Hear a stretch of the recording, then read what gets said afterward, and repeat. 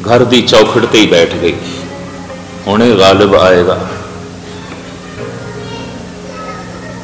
दोपहर हो गई, नहीं आया। दोपहर ढल गई, नहीं आया। शाम पै गई, नहीं आया। दुखत होई, मायूस होई बेगम। ज्यों सूरज ढलिया, थोड़ा जिहा हल्का हनेरा पैन लगा, लड़खड़ांदा होया गालिब आंदा होया दिखाई दिता है। 10 खचरां दे उत्ते शराब दीयां बोतलां लदियां होईयां। इस तरह ही करता हुंदा सी, फिर दिन रात पींदा रहिंदा सी घर दे। खचरां बूहे ते आ गईयां, शराब दीयां लदियां होईयां, आप भी लड़खड़ांदा होया। ज़ारो ज़ार फुट के रो पई बेगम। और ये बेगम ने आख्या, तुसी खुदा दी कसम चुकी सी कि अद्धी माया दे देंगा, ये तो तुसी सारे दी शराब ले आए और मैं महीना किस तरह लगांगी। तुसी खुदा दी कसम चुकी सी। गालिब कहता है, उसे खुदा ने मेरी कसम तोड़ दी। किस तरह? कहता जब मैनू 84 रुपए मिले ना, मैं बिल्कुल घर की तरफ आ रहा सी कि 84 दे 84 तैनू देने सन, पर करा कि रस्ते च खुदा का घर पै गया, मस्जिद पै गई। मौलवी वाज दे रहा सी, असी कहने कथा करनी हो, कहने वाज देने। मौलवी वाज दे रहा सी, तो मैं सोचिया चलो खुदा की गल भी अज सुन लीए की कहता है। मौलवी सारे सरोतियां नूं, नमाजियां नूं मुतासर होकर कह रहा सी, सारियां नूं मुखातब करके कि रोजी दहिंद खुदा है, यदी चिंता नहीं करनी चाहिए। राज़िक रहिंद खुदा है, यदी फिक्र नहीं करनी चाहिए। कहते बेगम जब मैं ये सुनिया, रोजी दहिंद राज़िक रहिंद खुदा है, तो मैं तो फिर शराब खाने ही चला गया। सारी शराब खरीद के ले आया। रिज़्क़ की चिंता खुदा करेगा, शराब की चिंता मैं आप कर ली, क्योंकि खुदा ने करनी ही नहीं सी। और ज़ारो ज़ार गालिब भी रो पिया, कहने लगा इतनी उदासी च मैं नहीं जी सकता, तुम बहुत मजबूर करेंगे, मैं खुदकशी कर लवांगा, मैं नहीं जी सकता। उदासी का इतना बोझ मैं नहीं चुक सका। इतना क्यों उदास? बहुत सोचा है, बहुत सोचा है। और जितना सोचने वाला मनुख होगा, जो जितना दिमागी तल ते जीण वाला मनुख होगा, संसार नाल तालमेल नहीं बैठेगा, उदास हो जाएगा। कहते पशु उदास नहीं होंगे, सोचते ही नहीं। बच्चे उदास नहीं होंगे, इतनी सोच समझ नहीं होना को। मूड बंदे उदास नहीं होंगे, दिमाग के तल ते नहीं जींदे।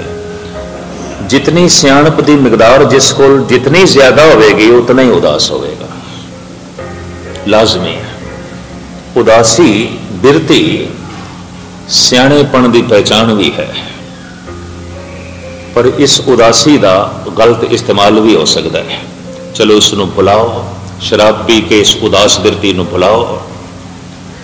कुछ ऐसे भी ने कि उस उदासी की हालत इतने निराश हो जाते हैं, आत्म हत्या करने की भी सोच लेंदे ने, खुदकशी।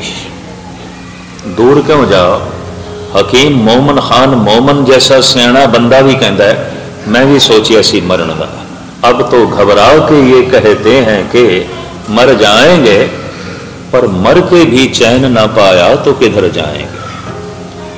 कहता सोचिया सी मैं खुदकशी कर लवां, मर जावां, इतनी उदासी च की जीवना, इतनी निराशा च की जीवना। पर एकदम ख्याल आ गया, जे मर के भी मैनू सुकून ना मिले, यही उदासी पल्ले पई, तो फिर मैं की करांगा। इस वास्ते इरादा बदले। तो मैं अर्ज करा, उदास बंदा 3 कारणा करके होंदा है। या तो कथा कीर्तन चोट कर जाए, बाणी का पाठ करता पे शब्द ने चोट कर दी है, उदास हो जाएगा लाजमी। या खुद बहुता जहीन होवे ते हर वक्त सोचण दे तल ते रवे, उदास हो जाएगा। या कोई संसार तो चोट लग जाए, बहुत गहरी चोट लग जाए, कोई अजीज मित्र अकारब चलाना कर गया, दिवालिया हो गया, बहुत बड़ा नुकसान हो गया, बेपत्ती हो गई है, बेइज्जती हो गई है, उदास हो गया, निराश हो गया।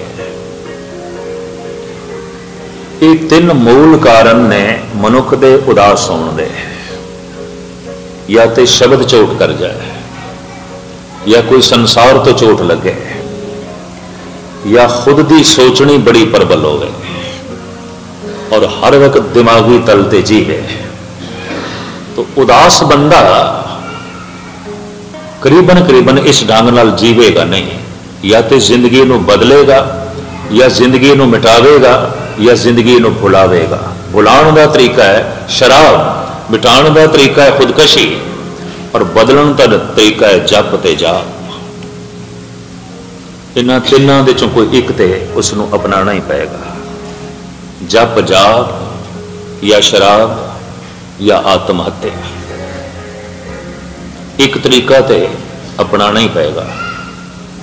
और मैं अर्ज कर दिया औखे ना होना, इन्हां तिन्हां दे चों जिसने एक नूं भी नहीं चुनिया, गुस्ताखी माफ, ना शराब नो, ना खुदकशी नो, ना जप जाप नो, ये अजे मूड है, दिमागी तल ते नहीं जी रहे। इतनी नर्स कर, अजे सोच विचार वाली गल कोई नहीं, अजे दार्शनिक नहीं है, चिंतक नहीं है, अजे इसकी सोचनी कोई बहुत गहरी नहीं है, न जीवन बारे न संसार बारे। जैसे संसार बारे गालिब ने सोचा, जैसे इस जिंदगी बारे गालिब ने सोचा, कहने लगे ये धौकड़ी की तरह हर वक्त श्वास ले जाने और कढ़ी जाने, क्या यही जिंदगी है? कि मैं नहीं जीवना चाहता, उदास हो गया। खुद नू खत्म भी ना कर सकिया, खुद नू बदल भी ना सकिया, खुद नू भुलाने की कोशिश करने लग पिया पी के। ये सदी बहुत सियाणी सदी है। ज्ञान विज्ञान ने बड़ी तरक्की की है और बड़ी तेजी नाल ज्ञान चले है। कदम कदम ते स्कूल कॉलेज, और जितनी सियाणप बद गई उतनी उदासी जो है बद गई, और जितनी उदासी बद गई है उतनी शराब बद गई, उतनी लोग पानी की तरह पीण लग पे। लोग बेहोश होना चाहते हैं, अकल तो थले जीवना चाहते हैं, ना सोचिए, क्योंकि सोचते हैं तो बेचैन, सोचते हैं तो दुख, सोचते हैं तो तकलीफ। उदास होने के ये तीन कारण ने। या तो दिमागी तल ते जीवे बहुत सियाना हो, या उसनों कथा कीर्तन चोट कर गई है, या संसार तो कोई चोट लग गई है, परिवार तो कोई चोट लग गई है, उदास हो जाएगा। लेकिन एक खतरा है, जिहड़ी संसार तो चोट लगे है, लाजमी नहीं है इस जिंदगी नूं बदलने की कोशिश करे, बल्कि अक्सर मौका तो यह होंदा है जिंदगी नूं खत्म करने की सोचता है। सारी दुनिया च लोग सुसाइड करते हैं, आत्महत्या होंदी है, और संपन्न अमीर देशों ज्यादा है बनिस्बत गरीब देशों के। क्योंकि गरीब इतना उदास ते निराश नहीं होता, वो कल की आशा बनाई रखता है, चलो अज मेरे को कुछ नहीं तो कल हो जाएगा। ये जिहड़ी कल की आशा है उन्होंने निराश नहीं होने देती। जिस मनुख की जिंदगी च कल रहा ही नहीं, जो कुछ चाहिए अज प्राप्त है, तो उहदे नाल तृप्ति नहीं हुई, उहदे नाल सुकून नहीं मिलिया, तो उदास तो हो जाएगा। तो हुण ये किस तरह जीवे, किवें जीवे? ये तो खुदकशी करेगा, सुसाइड करेगा, सारी दुनिया च है। या तो कोई संसार तो चोट लग गई है, या अपनी सोचनी बड़ी प्रबल है, या सतगुरु दे शब्द ने चोट कर देती है, परमात्मा के नाम ने चोट कर देती है। ये अलग अलग चोटां के नतीजे अलग अलग होंगे। अगर शब्द ने चोट की है, ये सुसाइड नहीं करेगा, आत्महत्या नहीं करेगा, कि खुद नू बदलेगा। जिस ढंग नाल मैं जी रहा इस तरह नहीं जीवना, जिंदगी बदलनी है, जीवन नू बदलना है। पर संसार को चोट लग गई है, लाजमी नहीं कि जीवन नू बदले। हो सकता है जीवन नू खत्म करने की कोशिश करे,